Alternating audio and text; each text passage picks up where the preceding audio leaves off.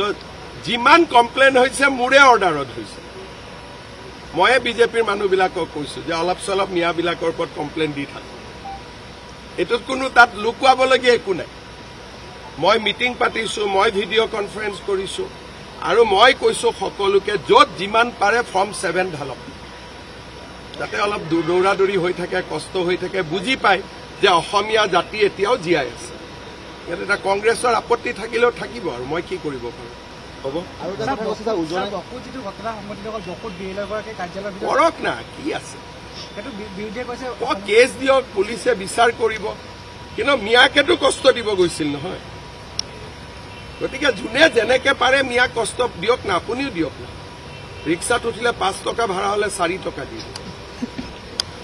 কষ্ট খালেহে অসমৰ পৰা যাব